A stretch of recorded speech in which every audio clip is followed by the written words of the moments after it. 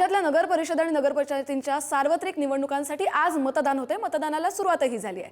आज उमेदवारांचं भवितव्य मतपेटीत कैद होतंय। तर मतदारांचा नेमका कौल कोणाला आहे हे उद्या कळेल आणि उद्या सकाळी 10 वाजल्यापासून मतमोजणीला सुरुवात होणार आहे।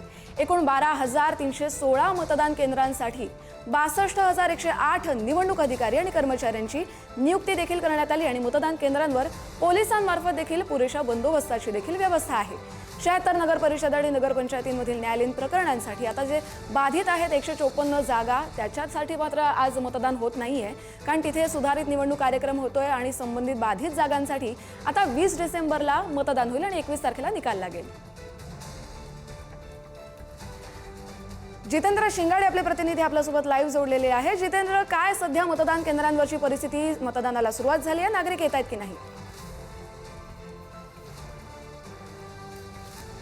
सकाळी 7:30 वाजेपासून मतदानाला सुरुवात झालेली आहे आणि सध्या मी आहे नागपूर जिल्ह्यातील कामठी नगर परिषदेच्या पंचायत समिती येथे असलेल्या या मतदान केंद्रावर आणि या मतदान केंद्रावर आपण पाहू शकतो की सकाळपासून जे आहे ते मतदारांची आहे मतदान करण्यासाठी गर्दी दिसून येऊन राहिलेली आहे। सकाळी थंडी आहे, मात्र सकाळी थंडी असल्यावरही नागरिक जे आहेत किंवा मतदार जे आहेत ते मतदानासाठी इथे मोठ्या उत्साहात पोहोचल्याचं दिसून येऊन राहिलेलं आहे। काही ठिकाणी जे आहे ते मतदारांना आपलं मतदार यादीमध्ये नाव दिसत नसल्याने थोडा गोंधळ उडत आहे।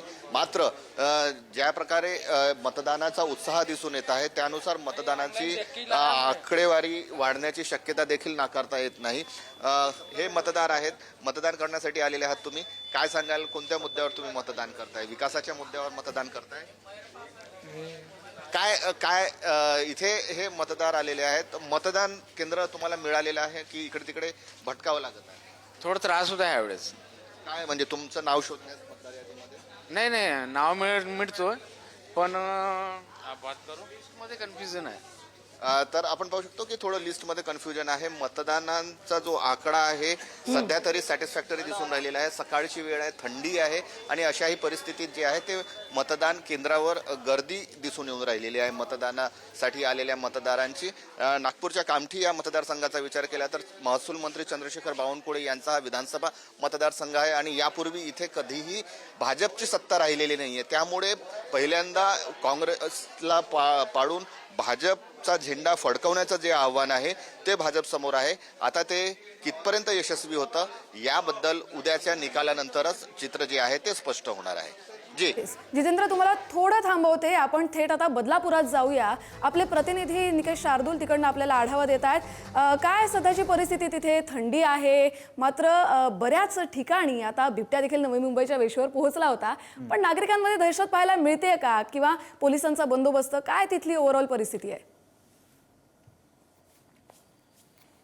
नक्कीच कुळगाव बदलापूर नगर परिषदेच्या निवडणुकीच्या मतदान प्रक्रियेला जी आहे ती सकाळी 7:30 वाजता सुरुवात झालेली आहे। मात्र 7:30च्या अगोदरच मतदारांची गर्दी जी आहे ती मतदार केंद्रावरती मोठ्या प्रमाणात पाहायला मिळालेली होती। 6:45 पासूनच भल्या मोठ्या रांगा ज्या आहेत ते या सर्वच मतदार केंद्रांवरती पाहायला मिळालेले होते। या संपूर्ण कुळगाव बदलापूर नगर परिषदेमध्ये एकूणच 241 मतदान केंद्र जे आहेत ते उभारण्यात आलेले आहेत आणि प्रत्येक केंद्रावरती 900 मतदार जे आहेत ते मतदान जे आहे ते करणार आहेत। एकंदरीत जर पाहिलं तर एकूण 50 जागांसाठी आज मतदान होणार होतं, मात्र 6 जागांवरील मतदान जे आहे ते स्थगित करण्यात आल्यामुळे त्यामुळे 43 जागांसाठी मतदान जे आहे ती आज पार पडतंय। यासाठी 1,500पेक्षा जास्त कर्मचारी जे आहेत ते या संपूर्ण प्रक्रियेसाठी तैनात झालेले आहेत।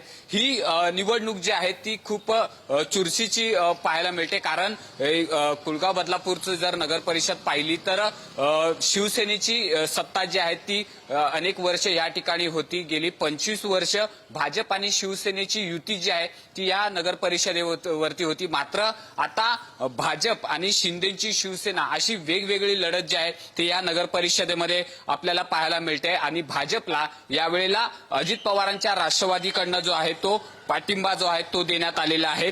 भाजपकडनं रुचिता घोरपडे आणि शिंदेच्या शिवसेनेकडनं विना म्हात्रे अशी लढत जी आहे ती दोघांमध्ये पाहायला मिळते। ह्या निवडणुकीच्या दरम्यान जो आहे तो अनेक आरोप प्रत्यारोप महायुतीतल्या भाजप आणि शिंदेच्या शिवसेनेमध्ये झालेलं पाहायला मिळत आहेत।